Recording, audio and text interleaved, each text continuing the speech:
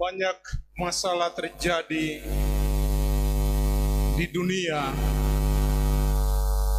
dalam rumah tangga maupun komunitas, karena orang tidak punya waktu lagi untuk mendengarkan.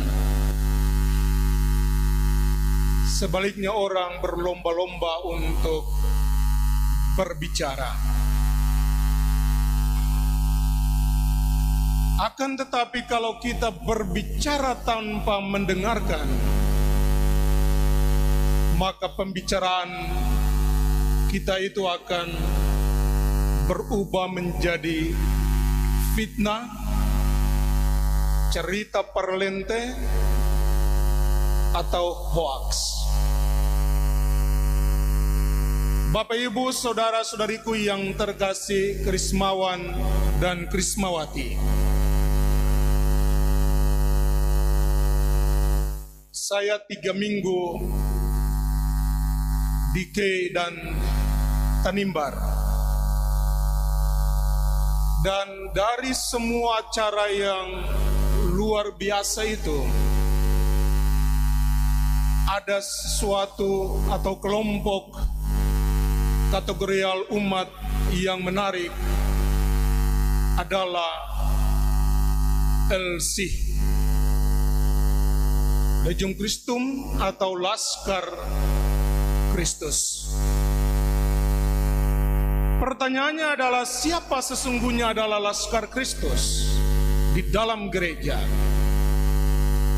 Jawabannya adalah, para Krismawan Krismawati adalah Laskar Kristus yang sesungguhnya. Kalau ada orang yang baru masuk pendidikan polisi atau tentara, tentunya dia tidak serta-merta langsung diberikan senjata. Kalau diberikan senjata, maka tentunya akan ada banyak kekacauan dan pembunuhan. Tapi mereka akan dibina, dilatih, terutama di tempat karakternya. Karena apa yang akan mereka pegang adalah mesin pembunuh. Jadi kalau senjata itu dipegang oleh orang-orang yang tidak terdidik, yang tumpul hati nuraninya, maka dia akan menjadi mesin pembunuh. Demikian pun seorang Krismawan Krismawati, melalui sakramen awal, pembaptisan, Ekaristi, Anda seperti seorang pemula di dalam tentara, pendidikan tentara atau polisi. Dan saat ini, ketika Anda menerima sakramen Krisma di dalam gereja, maka sesungguhnya Anda diberikan senjata oleh Kristus sendiri, bukan untuk membunuh, tetapi untuk menghidupi.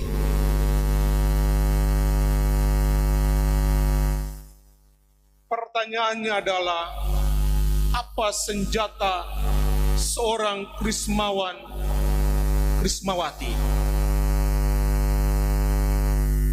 Dunia dewasa ini lewat kecanggihan alat-alat komunikasi, maka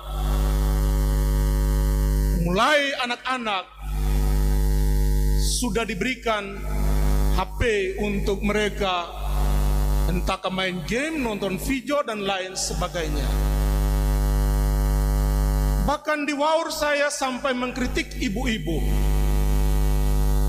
Saya tidak percaya kalau ibu-ibu kehilangan akal untuk membujuk anaknya yang menangis dengan hanya memberikan sebuah HP. Tidak, pasti tidak. Kalian adalah sarjana dalam semua bidang. Matematika boleh, memasak boleh, berhitung boleh, IPS boleh, pokoknya segala sesuatu. Walaupun mungkin basicnya atau Anda adalah tamatan misalnya fakultas keguruan atau hukum. Tapi ketika menjadi seorang ibu, Anda sesungguhnya mendapatkan semua gelar sarjana.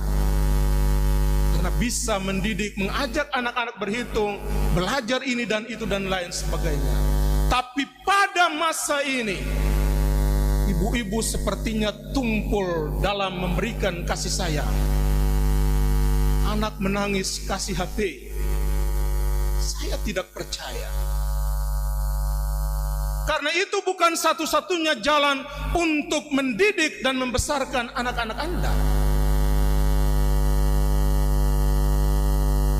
Banyak hal akan mendatangkan pengaruh yang jelek ketika sejak usia dini Anda memberikan HP kepada anak-anak. Pertama, anak tidak akan lagi bermain dengan anak-anak yang lain. Mata akan jadi rusak. Banyak hal bisa dibuat di sana.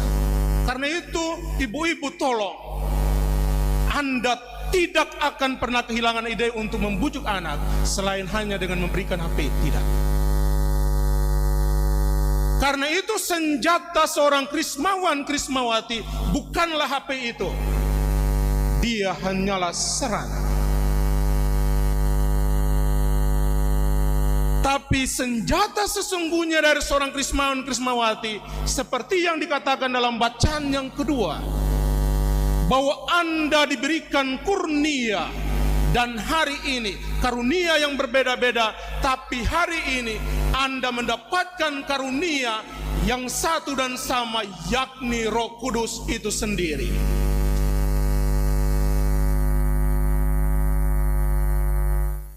Roh Kudus itulah yang akan menggerakkan Anda, yang akan melatih Anda untuk menggunakan senjata Anda, dan senjata Anda itu adalah terutama di bulan Mei ini adalah rosario. Rosario di tangan. Coba Krismawan, Krismawati dengan jujur bertanya kepada diri sendiri. Selama bulan Maria ini, apakah tangan saya lebih banyak memegang HP atau rosario? Pasti kalau jujur maka mengatakan HP. HP bukan senjata. Rosario adalah senjata Anda sebagai seorang Krismawan, Krismawati. Senjata Anda yang lain adalah kitab suci. Apakah membuka HP itu selamanya membaca ayat-ayat suci di sana? Tidak. Zaman ini orang lebih banyak main TikTok, taktoka dan lain sebagainya itu. Saya kadang berpikir barang itu tidak ada artinya. Tidak ada pendidikan sedikit pun di dalamnya. Kalau ada memang ya, tapi banyaknya tidak. Maka sekarang seorang Krismawan, Krismawati, setelah Anda menerima urapan Roh Kudus hari ini, pergilah, tampillah sebagai seorang laskar Kristus yang sejati, yang selalu ada rosario di tangan, yang selalu mulutnya berbicara tentang ayat-ayat suci di dalam Alkitab. Kalau Anda mampu melakukan itu, maka apa yang dikatakan dalam bacaan yang pertama, kepadamu akan kuberikan hati yang baru. Roh Kudus sendiri akan menyerah jika Anda sendiri tidak mau memberikan hatimu kepadanya. Roh Kudus memerlukan kerjasama kita. Dia senantiasa mengalir, dia senantiasa tercurah kepada kita. Tapi kalau hati kita adalah hati yang membatu, maka tidak akan bisa Roh Kudus bekerja di dalamnya. Karena itu sakramen Krisma yang Anda terima hari ini adalah Tuhan lewat Roh Kudus-Nya memberikan kepadamu hati yang baru, memberikan kepadamu mulut atau kata-kata yang memberkati. Maka Paus Fransiskus di Minggu Komunikasi ini mengatakan dengan begitu indah bahwa kita harus saling mendengarkan. Karena kalau kita tidak mampu untuk mendengarkan orang lain, maka bicara kita akan menjadi ngawur.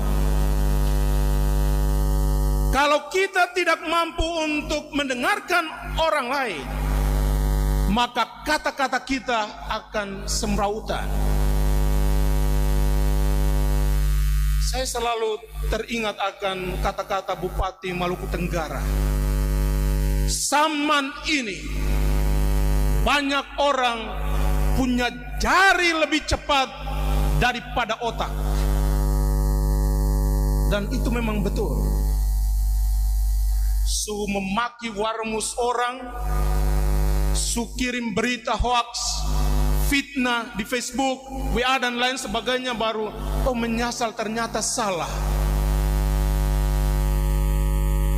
Maka hari ini, terutama Krismawan Krismawati, setelah Anda menerima karunia Roh Kudus ini, tampillah sebagai orang-orang yang di dalam hatimu, di dalam otakmu, di dalam perbuatan-perbuatanmu ada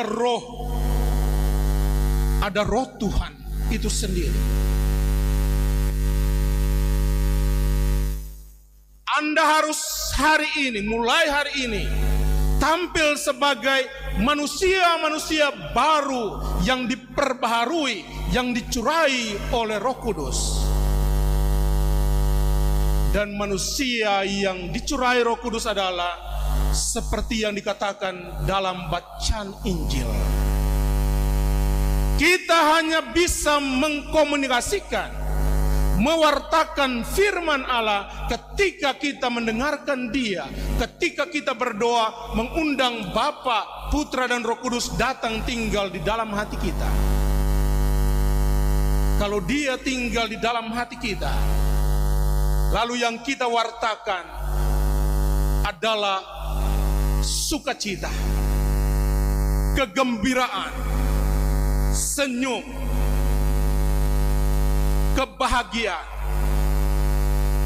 Dan mulai hari ini, Krismawan Krismawati, Anda mempunyai tugas yang begitu luhur sebagai seorang pasukan Kristus atau laskar Kristus, supaya ketika Anda berbicara, orang lain mendengarkan kata-kata Allah sendiri, kata-kata yang menghibur, kata-kata yang menguatkan, kata-kata yang membangkitkan semangat, kata-kata yang memberikan inspirasi kepada orang lain, bukan kata-kata yang menghancurkan, kata-kata yang memfitnah dan melukai bahkan mematikan orang lain.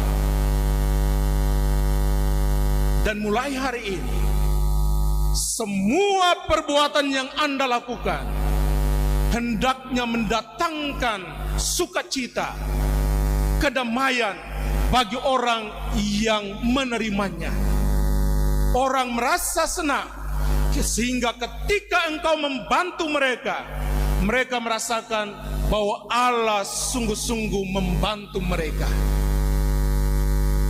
Dan akhirnya, dimanapun Anda berada dan kemanapun Anda pergi, ketika Roh Allah ada di dalam hatimu, maka kehadiranmu akan menjadi kehadiran yang mendatangkan sukacita dan kebahagiaan. Jangan sampai kau baru lewat saja, orang sudah bilang, "Woi, lihat tete Momo lewat," atau nenek Momo lewat itu.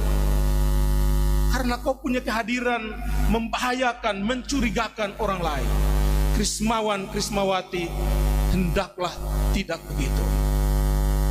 Jangan pernah malu, jangan pernah lelah atau capai berdoa. Sesaat ketika Anda berdoa, maka Roh Tuhan sendiri, Roh Kudus yang hari ini Anda akan terima secara penuh di dalam gereja, selalu akan menguatkan Anda sehingga Anda akan berdiri tegar sebagai seorang pasukan Kristus di tengah-tengah dunia dewasa ini. Semoga demikian. Amin.